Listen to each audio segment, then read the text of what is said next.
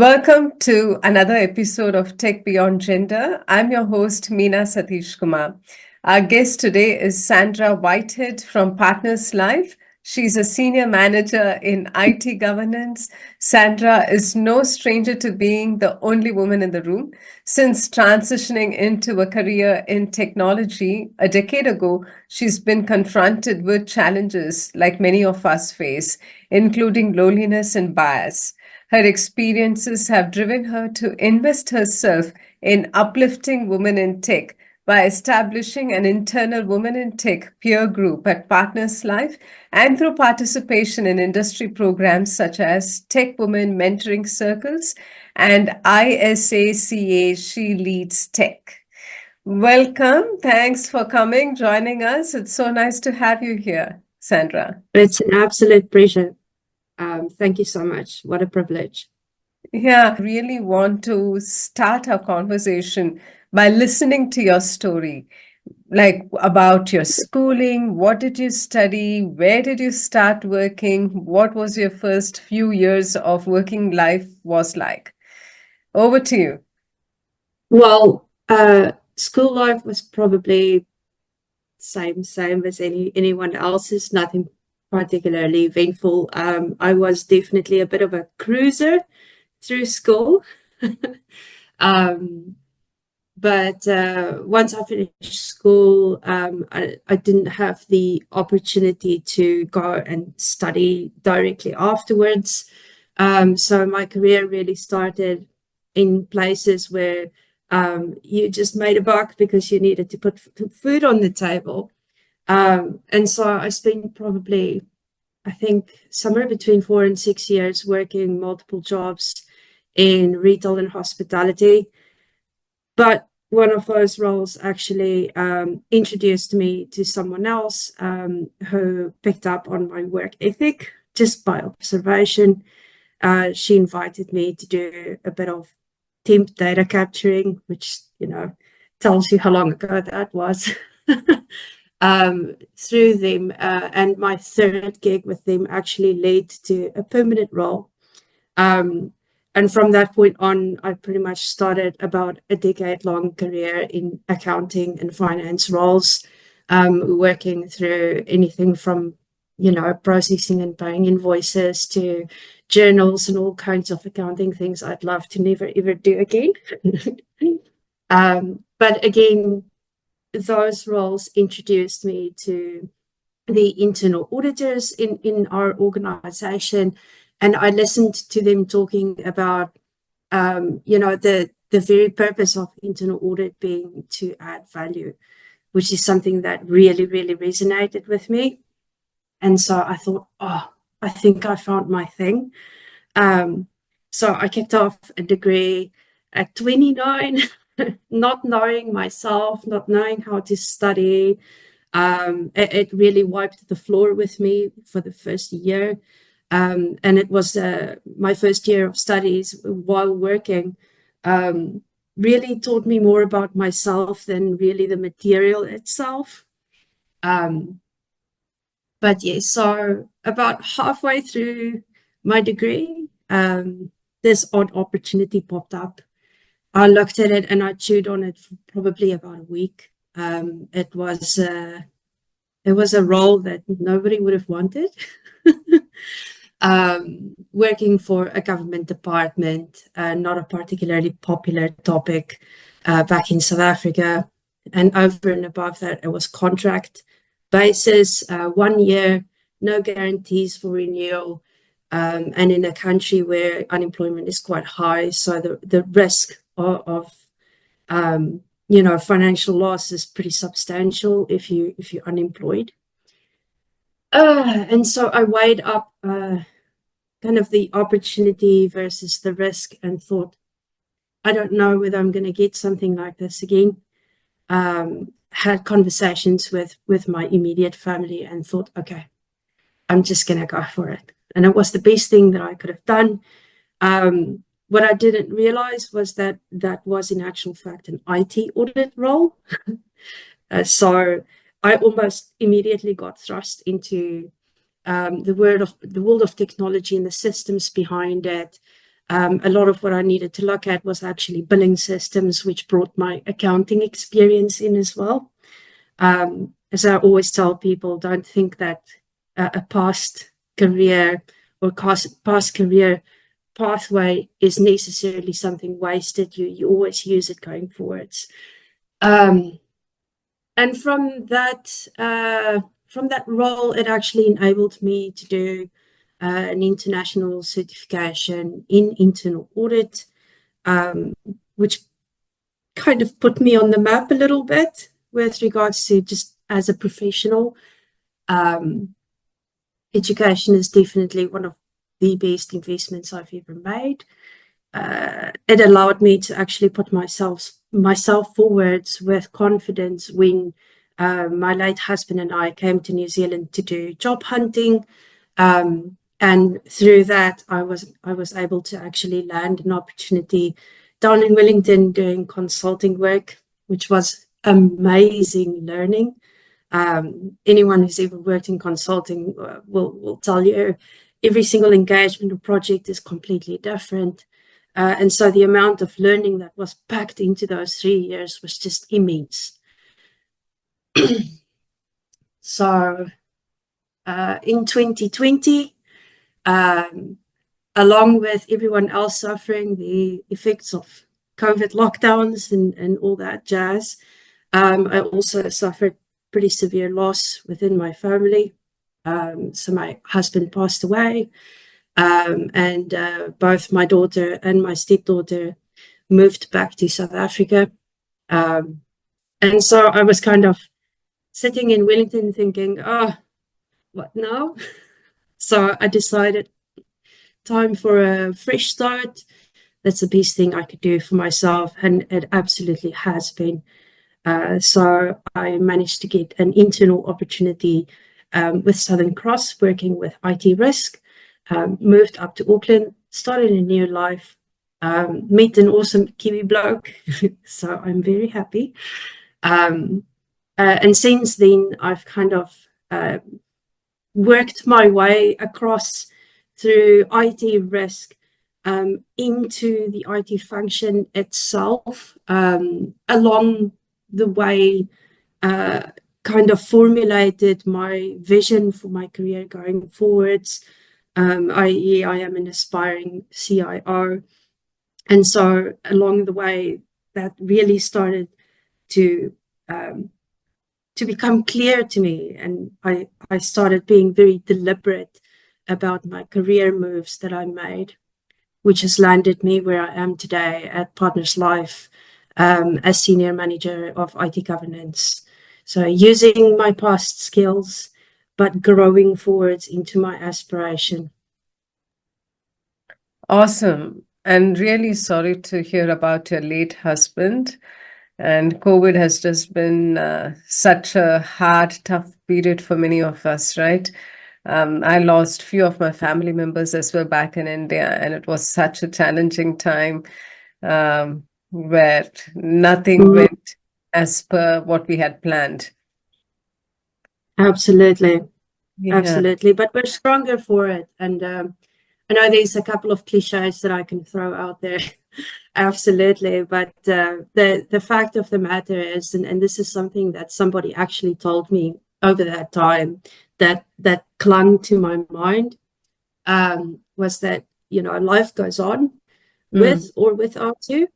So in my mind, when this person said it to me, I thought, wow, okay, in the days following his death, I kind of observed everyone else going about their lives, and I thought, how dare you? This big horrible thing happened. How dare you go and buy your bread and milk and go and fetch your kids at school? What's wrong with you? And so all of those things really came together in my mind to formulate the view that actually, life is going on, and I've got a choice to make whether I'm getting back on the bus or not. And I may as well. Very strong. Really, truly an inspiration, Sandra. Now, going back to your time in South Africa, right? So you mentioned that you decided to go back to university when you were 29. So what were you Oh, that was my studying? first time. Yeah. Oh, first time in university, yes. So Yeah. what did you enroll for? Did you complete your degree at that time? Yeah. So I enrolled in a Bachelor of Accounting, majoring in internal audit, Mm-hmm. and concluded that and graduated 10 years ago at age 30, 32. 32, yeah. Wow. It was interesting because when I started studying at first, my daughter was a toddler. So it was definitely quite a lesson in time management and priorities, and also um, as a recovering perfectionist, definitely getting to the point where you understood when good enough is good enough, in order to move forwards and not dwell too much on trying to achieve perfection in everything. Yeah, and so you sort of transitioned from finance, accounting, auditing into technology in this government role in South Africa. So between the two sectors, and I think you also had in your have in your LinkedIn that you've also worked in hospitality, retail sector and stuff. So you've got this Yeah, vast experience of working in multiple sectors, and then you transitioned in your early 30s, I assume, into technology sector in the government space in South Africa. What were yeah. your outstanding differences between the sectors, between technology and the rest? My goodness.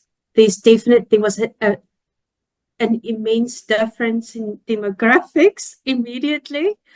I went from finance departments being traditionally almost 90% women, to almost the other way around, where I was suddenly thrust into a world where I was the only woman.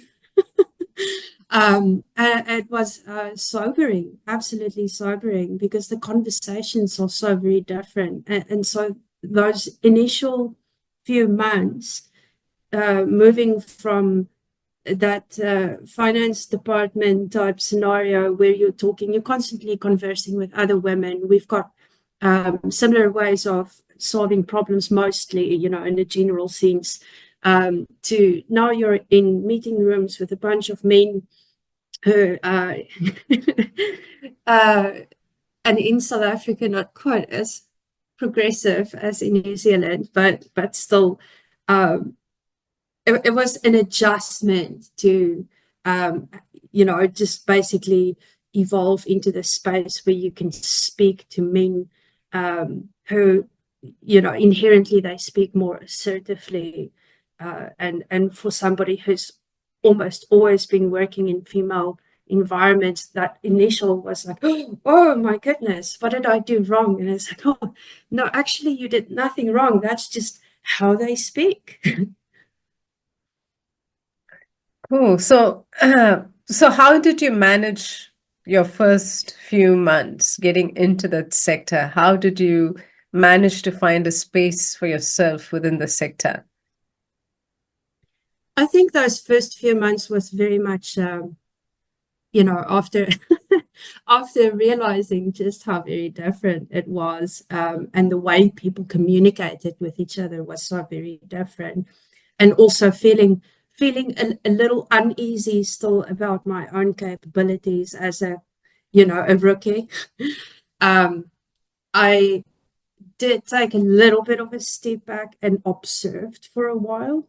I thought, okay, I'm going to be looking at these people and taking in the learnings from them, seeing how they interact with each other, what works well, what doesn't work well.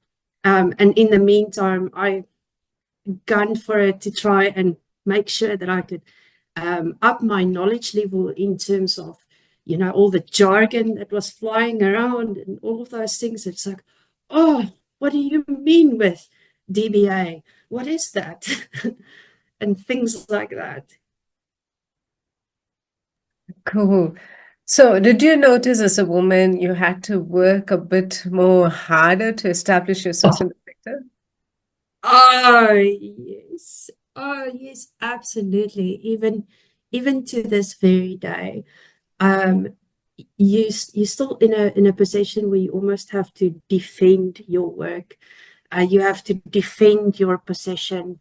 Um, I think in many conversations I've had across the last couple of years, and it's definitely not isolated to the beginning of my career, there's been a very clear difference between how men respond to men when ideas are being presented, um, when needs and requirements and things like that are being discussed, versus when women are discussing them.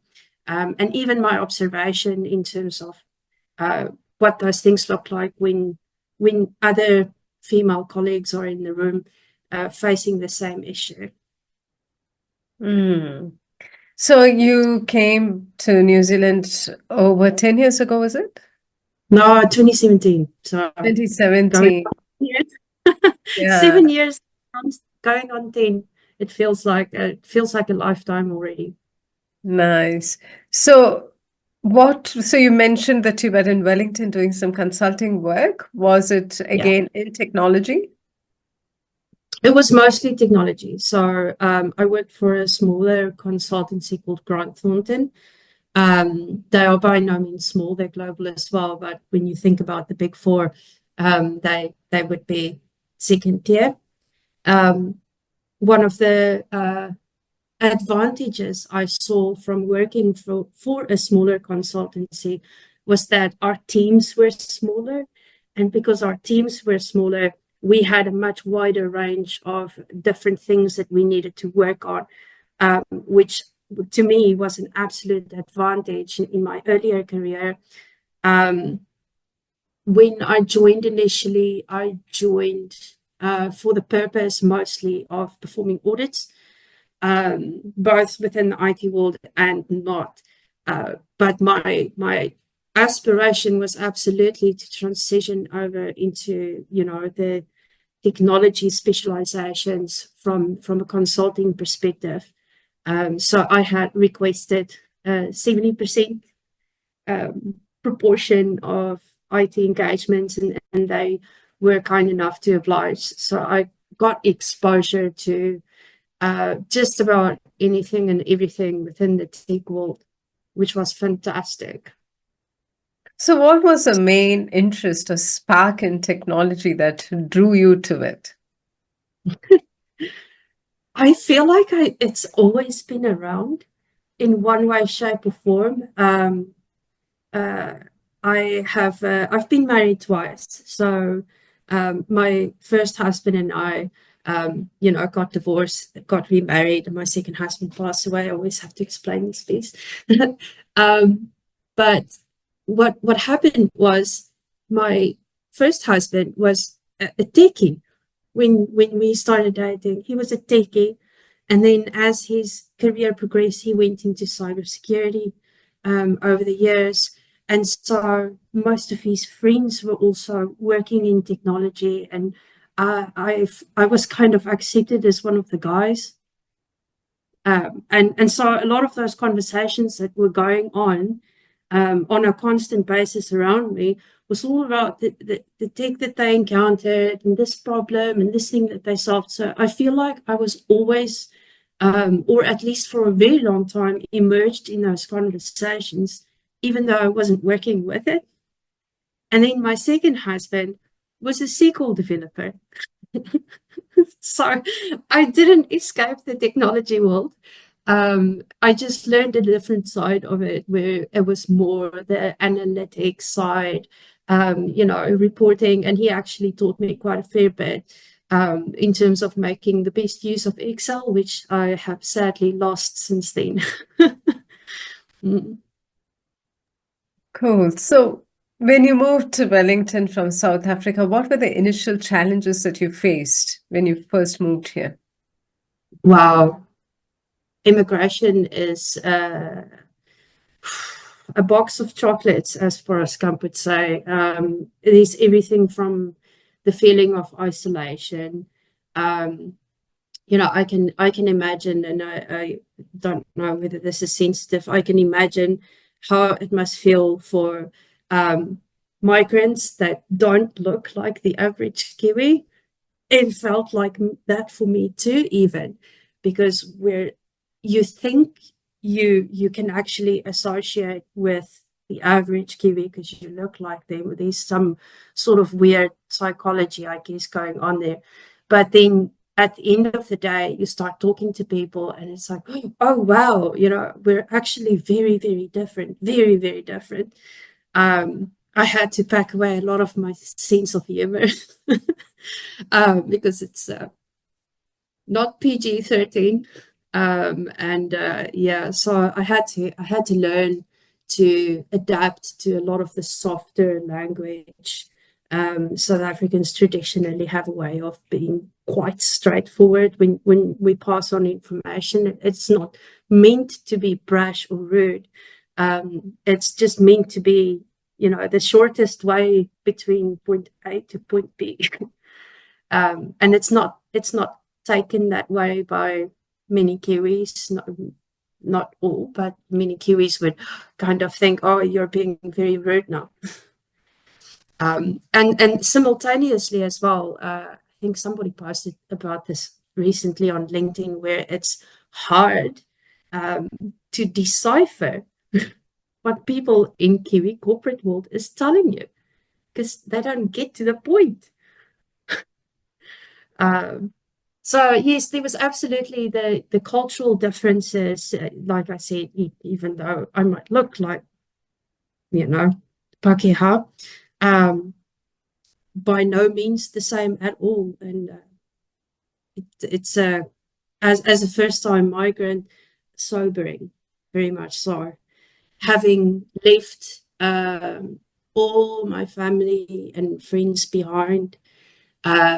And because I was the one that landed the job, I had to come through alone first, and settle, find a house, and all of those things. And it was lonely. It was very, very lonely. And it kind of still is. It's if you're migrating as an adult, it's really hard to build relationships with people, later on in your life. There's something I don't know why, but it just is. Hmm.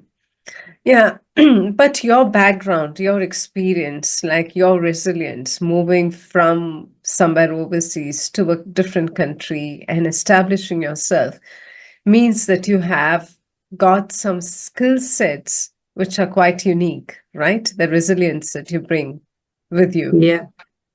What are those specific skill sets which you think have enabled your career in technology sector in New Zealand? I think it really is a question of being able to reflect on a learning, whether it's in life. Sometimes life will kick you up the bum, and you've got to make a decision in terms of what you're going to do with that.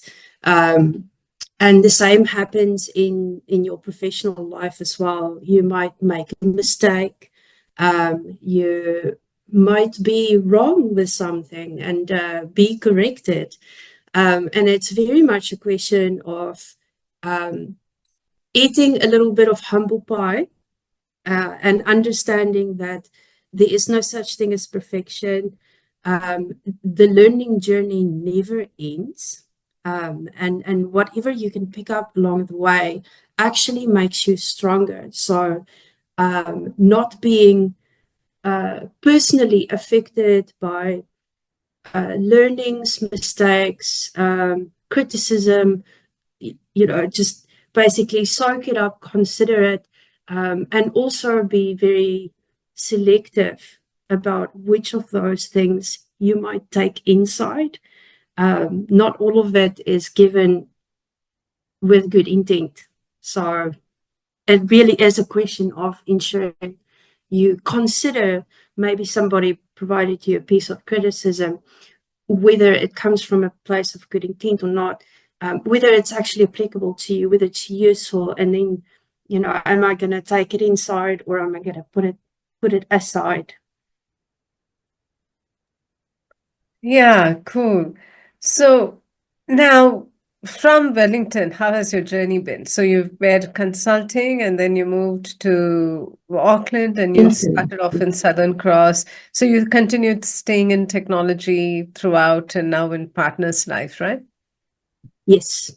Yeah. I've been quite deliberate from that point on to stick as close as I can to the tech sector.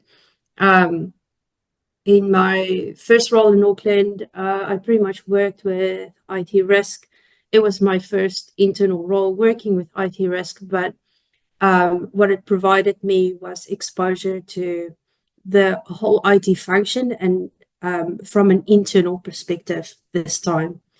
Um, so I worked with folks within the service delivery side, the testers, the developers, and it really enabled me to hone what I like to call my translation skills.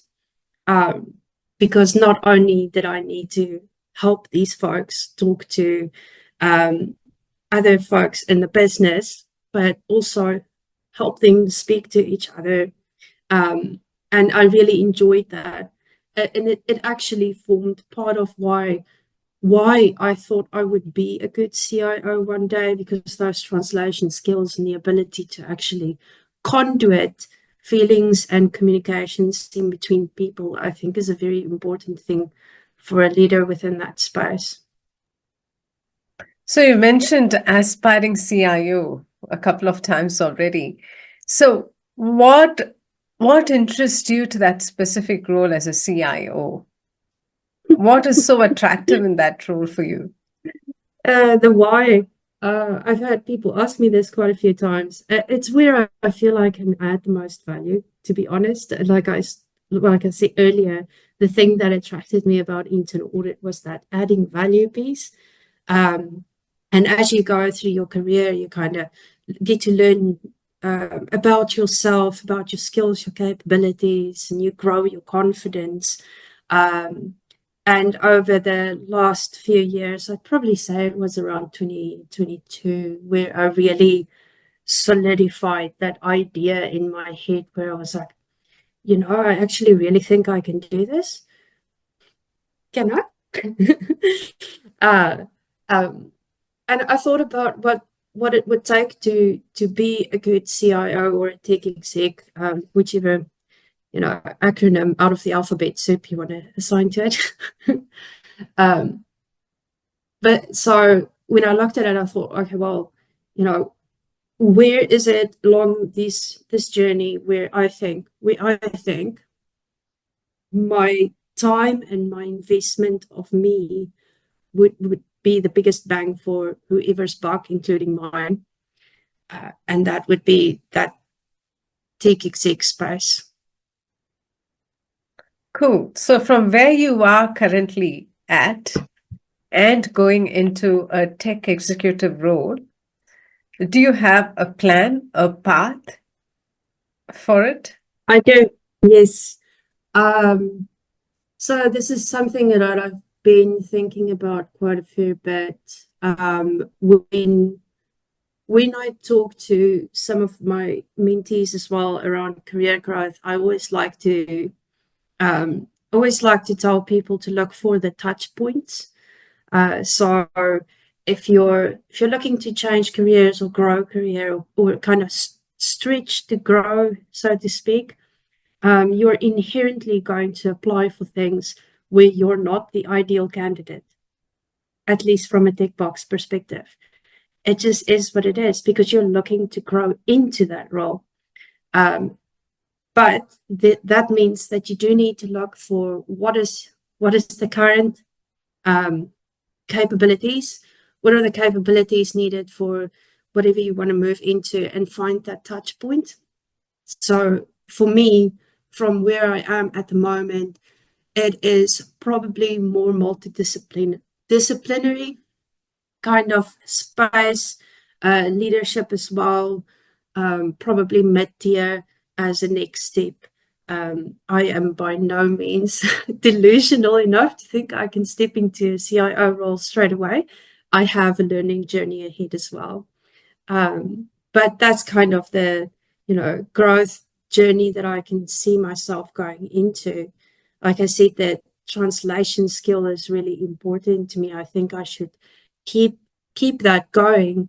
And that's why I'm thinking, kind of multidisciplinary, like operations and security, or business analysts and project managers, or whichever, whatever.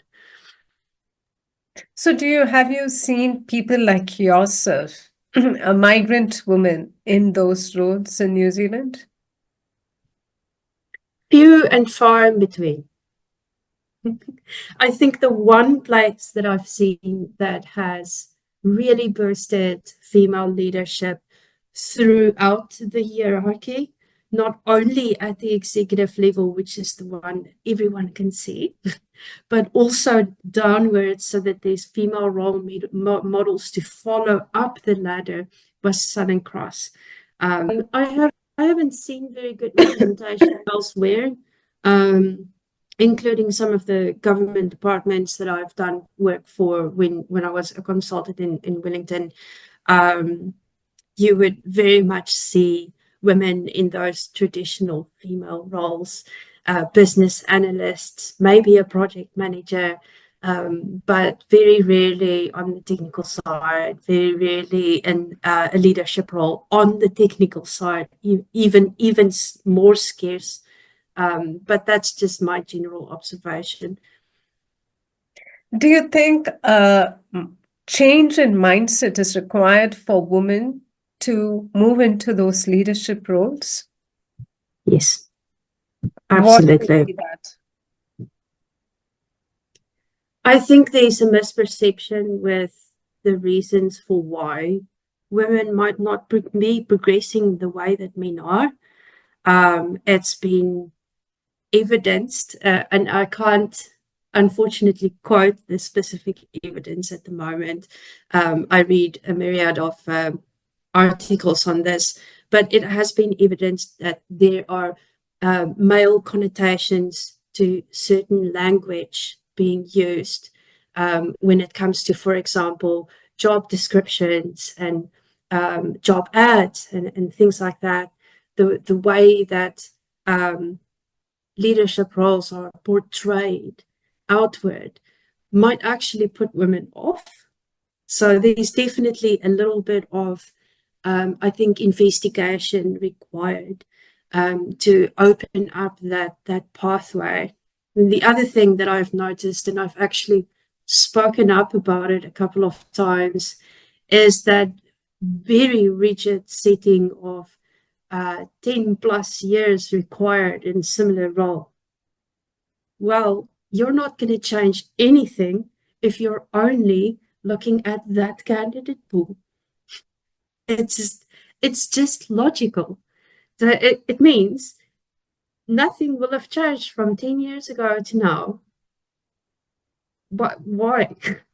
I do find it heartening. So I keep an eye on the market in general, and I do find it heartening to see more roles coming through where it doesn't have those very rigid requirements.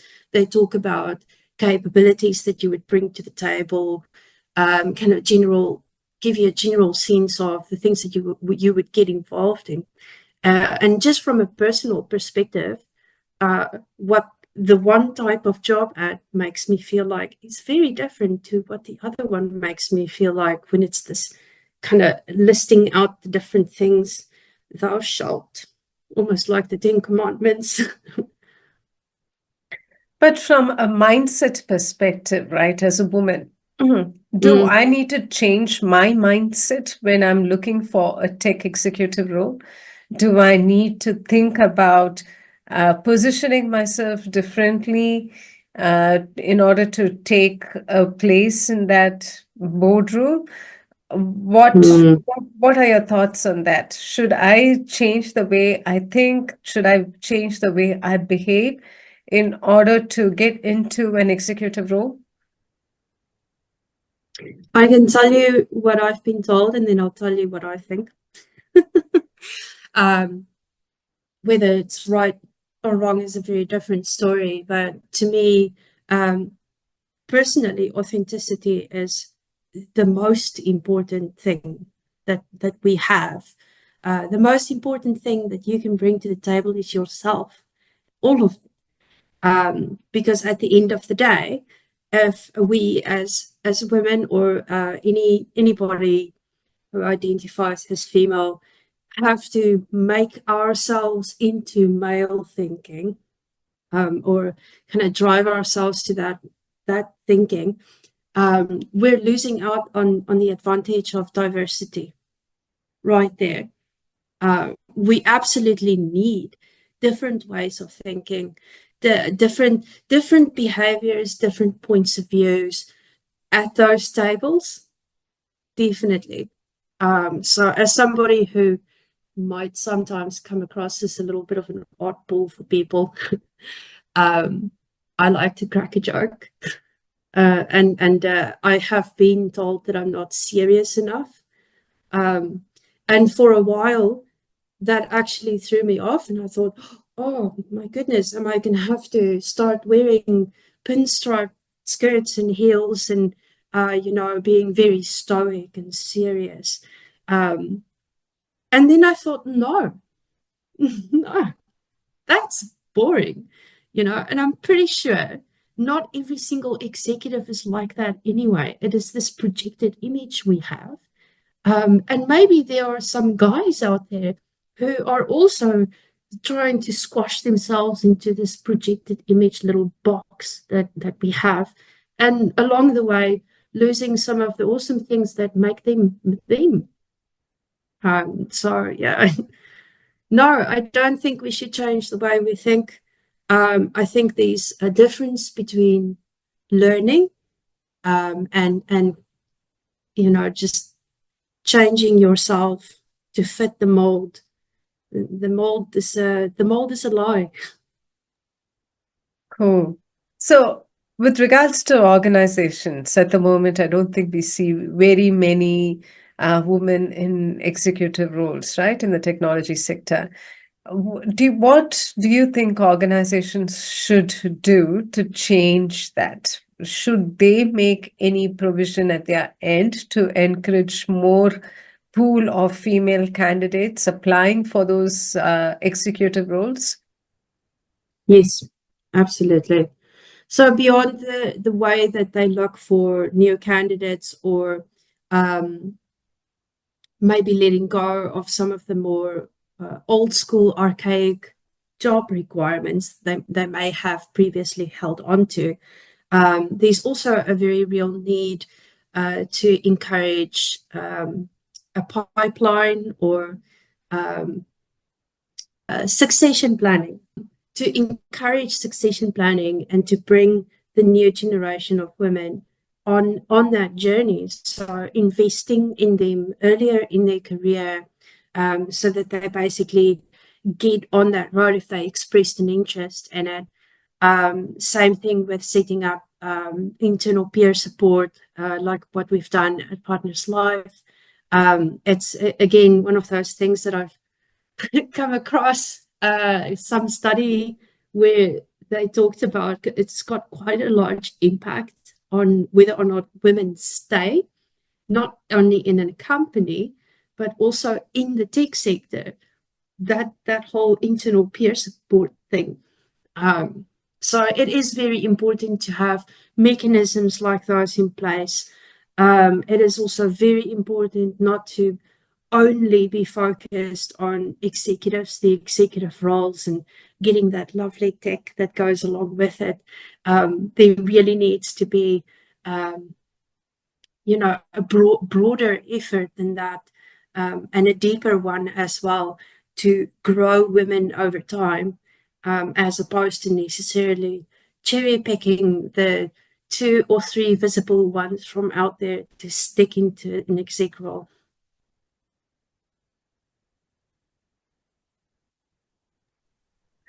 Now, having worked in New Zealand for the last few years, have you thought that your cultural background has had an impact on your career advancement opportunities, if any?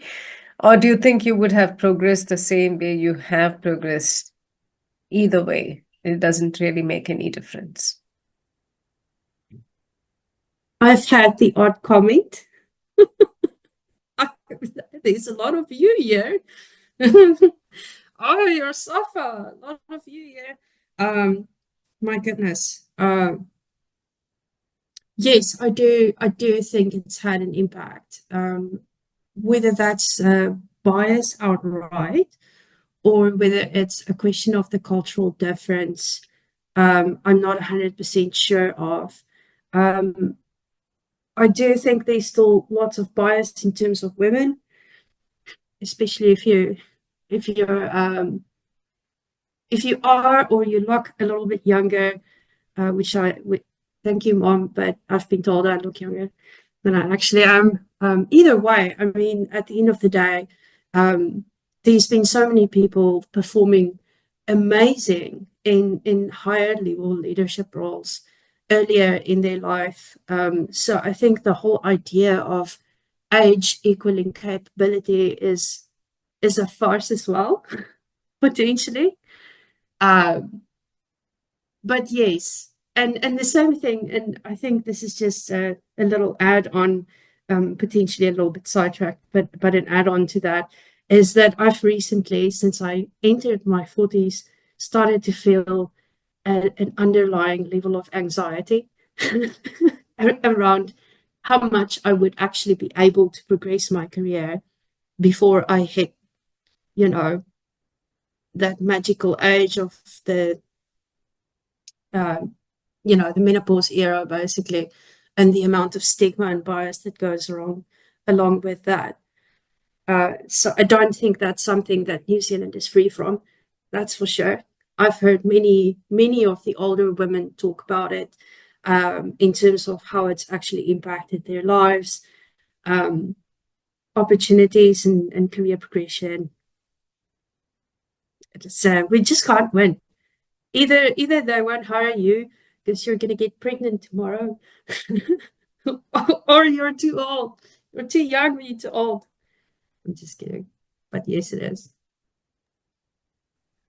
Yeah, that was a very interesting topic that you brought in. So you did mention that you are getting anxious about, okay, if it's even achievable by a specific age. So what do you want to discuss that a little bit more, elaborate that a bit more?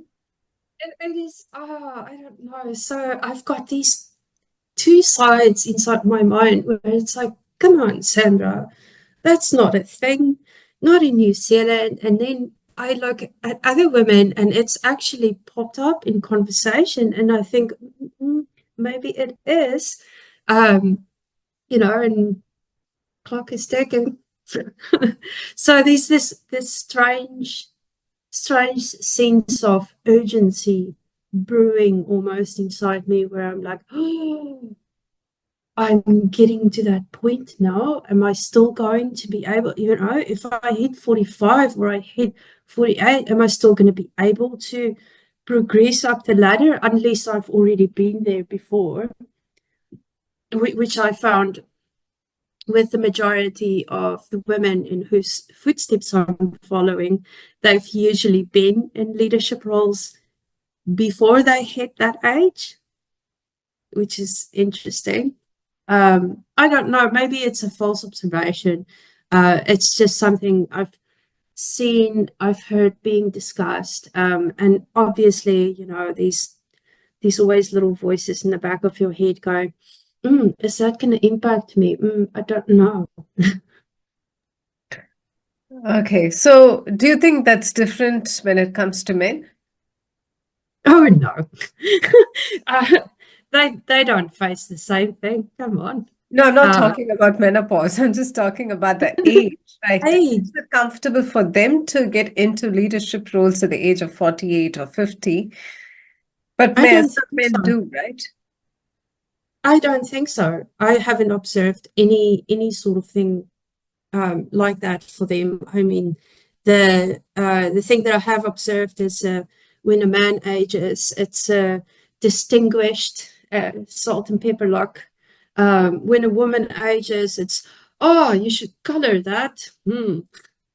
Um, and so there's definitely still very much double standards with a lot of things, especially when it comes to aging and the expectations on people when they're aging. The connotation, I think, with older men is experienced and knowledgeable. That's just, those are the things that people generally think about when they think about older men. But then, you go to what do people generally think about when they think about older women, and menopause comes up almost immediately as kind of one of those things that you think about, like menopause or I don't know. But I mean, at the end of the day, um, my observations aside, I think the stats speak for themselves when it comes to these things, in terms of how men manage to progress when women are held back, especially women who are still caring for children, and potentially can't contribute the 60 hours a week kind of thing that is usually expected from a leadership role. Yeah. So have you had mentors in New Zealand? I have, yes. I had the absolute privilege of being mentored by Hilary Walton in 2022, very briefly. Um, she taught me some valuable lessons about personal brand. At that stage, I was still very uncomfortable with putting myself out there on LinkedIn. And she gave me some comfort in the sense that um, you're not being pompous or arrogant. This is you reflecting your own digital true self out to people. So as long as you stay true to you while you are on there, there should be no reason not to use it as a way for people to get to know you.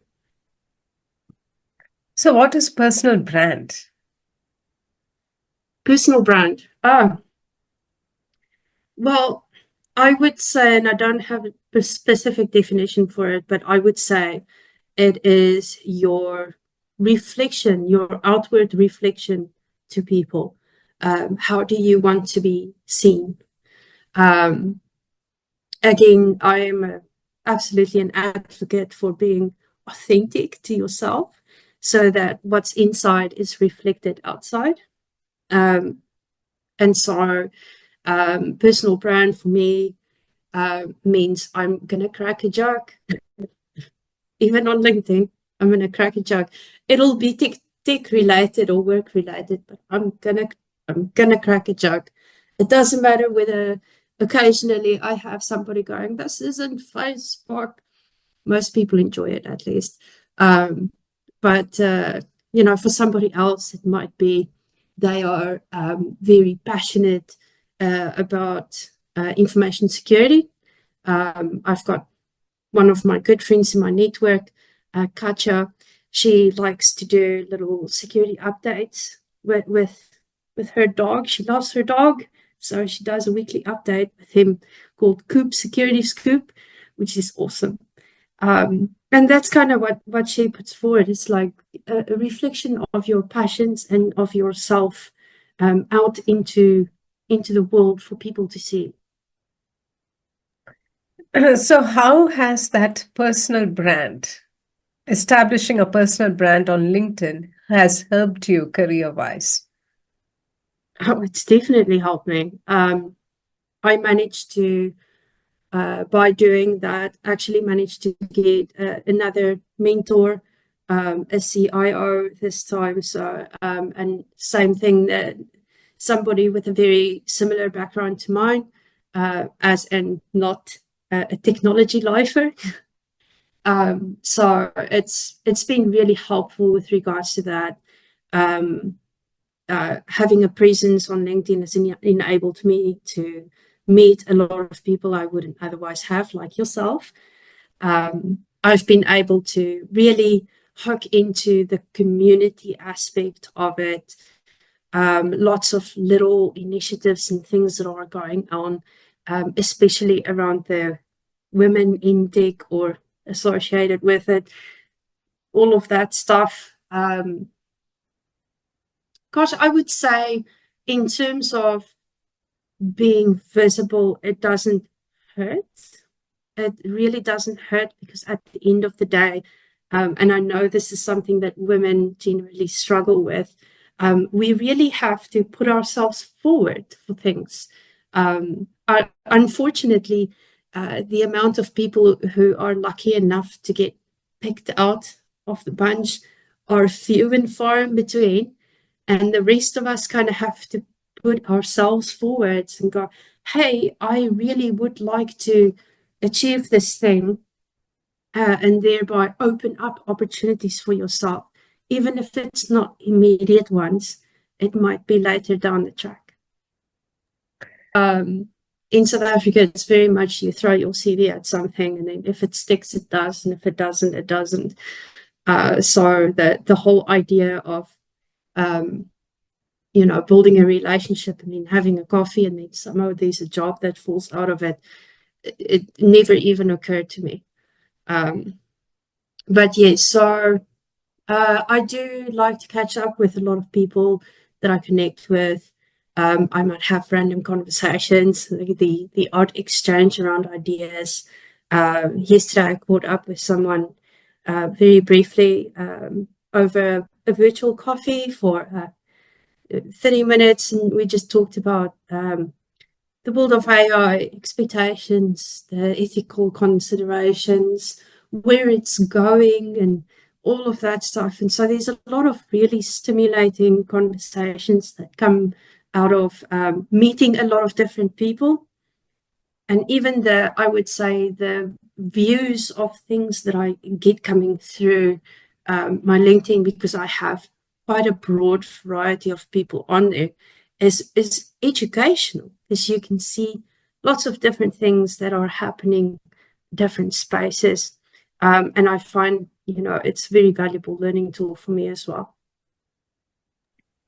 That's really good. I think you're just using LinkedIn to the max, right, for your networking, especially. What are the other networking events that you've attended? Like, you just mentioned to me virtual coffee, and I remember we had a virtual meeting a few weeks ago. Do you actually prefer to catch up with people virtually, or do you think for your networking it helps to meet people in person? And do you actually spend a lot of time networking? Yeah, it's a bit of a balancing act. So it depends on what else is going on. Um, I mean, for example, over the next few weeks until my exam period, I'm probably gonna tone down a little bit on the networking. And then if I'm in between semesters, or it's not quite as busy as work, I might invest a little bit more into it. And in terms of the medium, it's quite a mixed bag. I do enjoy attending events and meeting random people. I'm definitely an extrovert. Meeting random people, having random conversations, it really fills my cup. Um, and then same with, the face-to-face coffee, nothing beats it. But sometimes when you're in a pinch and somebody needs to ask you a question, or you're keen to ask them a question, you just want to catch up very briefly, there's nothing wrong with a virtual coffee. Cool. So you also mentioned that were doing some work alongside women in tech, and would you like to share more about all the initiatives that you're involved in? Oh, sure. Yes. Um, I had handed over the reins for Isaka's She Leads Tech, but it was a really great experience kind of working in that space and just seeing some of the stuff that Isaka is doing globally with regards to this. I think the best thing that I saw coming out of it was so they were actually giving young women bursaries to study any sort of IT risk, or security, or auditing, or anything within that space, which is kind of their specialty, to bring them aboard. And I had the pleasure of handing over the She Leads Tech reins to somebody who graduated out of that program, which is amazing. That's the stuff that really makes an impact.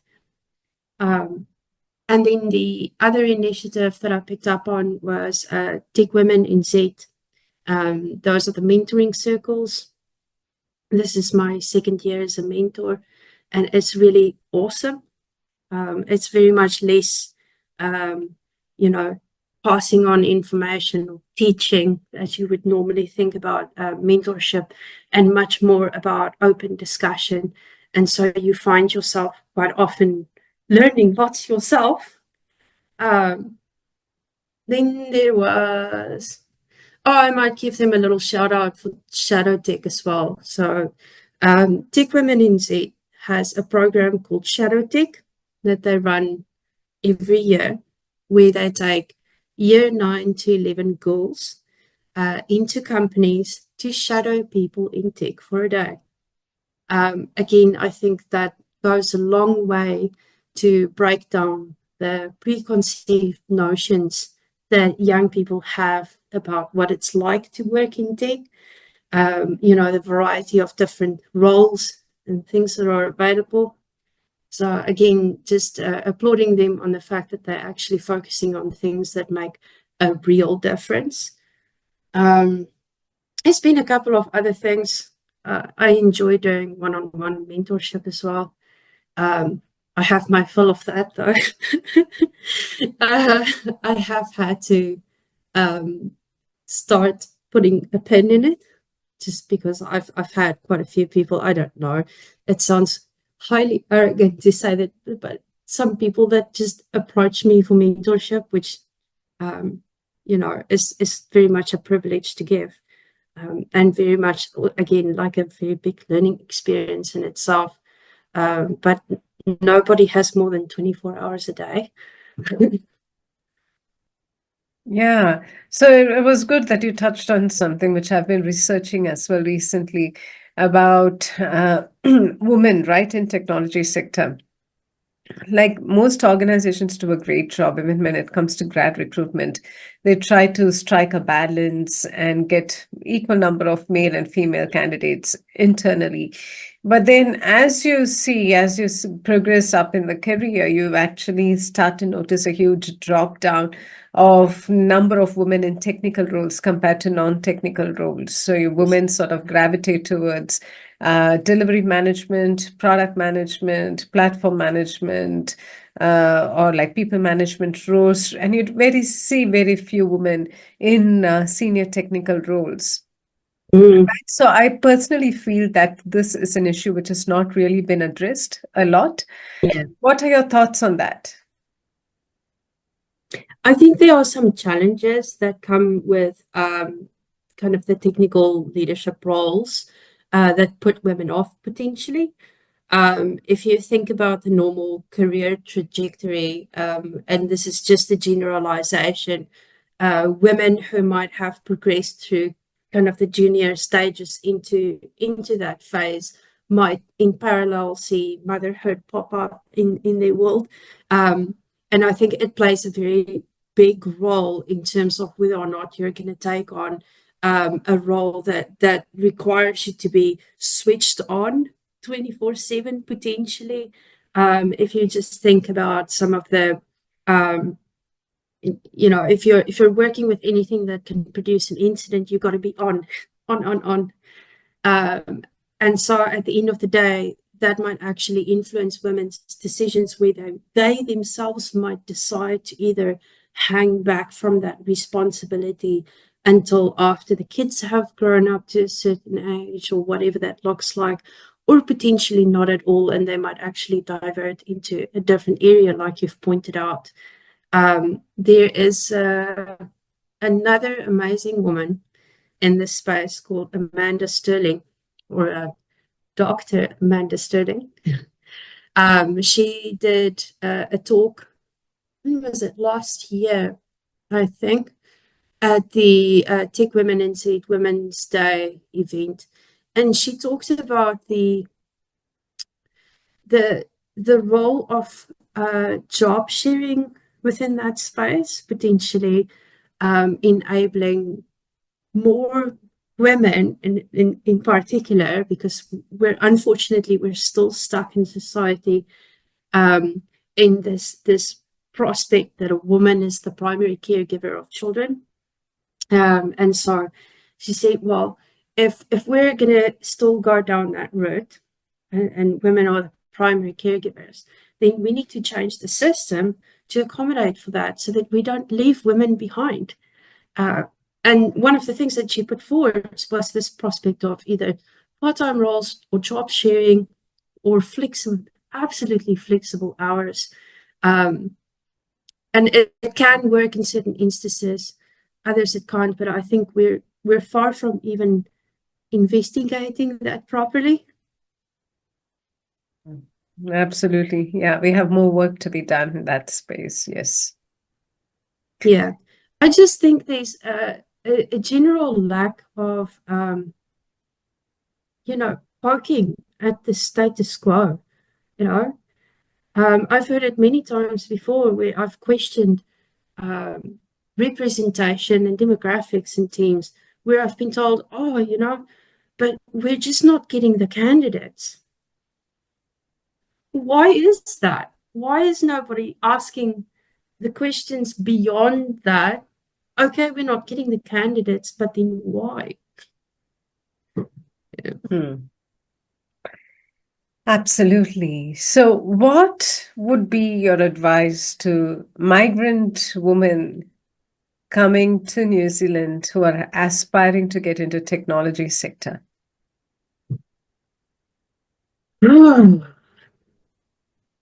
That's an interesting one, because to be honest, at the moment, I don't think anyone's advice is much good. It is a very tough market at the moment, and so there's a lot of uncertainty floating around that makes planning very unpredictable. There are a couple of things that you can still do that are always going to be beneficial to you, regardless of whether it works now or later. And that's really a question of making sure you again build relationships. New Zealand is absolutely a social hiring environment.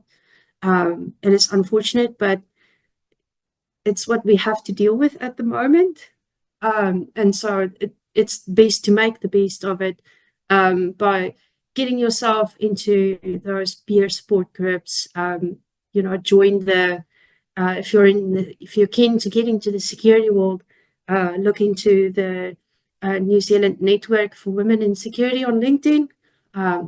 Start talking to people, ask advice, really start building out your network, even if you're more comfortable with it, other women at first. I think New Zealand has a wonderful culture of women uplifting women. It's not something I've seen before I came here, which is wonderful.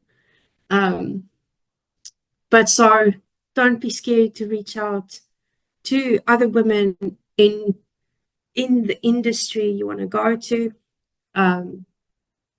I always tell people, if you're interested in a particular area of work, but you're not quite sure, speak to a couple of different people who do that job, who actually already do that job, and ask a couple of standard questions. What do you enjoy about your job? What don't you enjoy about your job? And how did you get there? And then usually, open-ended, whatever advice they want to pass on to you. And that way you kind of establish a little bit of a baseline from people as well. But yes, network is super duper important. Any advice for aspiring CIOs? Have a plan. Have a plan, get a mentor. I have been watching the job market for years. And this sounds really odd, but I go and I look at CIO and senior level tech role job ads. And I do that because it tells me what the market wants. You know, is it the general sense of, they kind of look for these certifications. You know, it's kind of one of the reasons why I'm doing a tech degree at the moment. It just gives you a little bit of a steer in terms of the skills and capabilities you need to build, and gives you a little bit of a roadmap. And speaking of roadmap, it never hurts to kind of visualize out your pathway or potential pathways. And I think from my own personal experience, just, you know, like everyone else facing the current uncertainties, I think be ready for the road not to be straight. You might take a little bit of a diverted pathway this way or that way. It does not mean that you're losing sight of your goal. Awesome. Yeah, that's really good. So, any final message to our listeners? If you're out there being a woman in tech, be bold about it, be visible about it, because every other woman in tech takes courage from the fact that they can see you. I think it's important that we see each other, you know, and even if you're in a more junior role, you can still be a role model for somebody. I think that that's the whole thing. Is if we can be visible to each other, I think it'll be a very much less lonely world. Great. Thank you. Thank you, Sandra, for your time. Really nice to hear your views. And good luck for your journey into Thank the you. CIO role in future.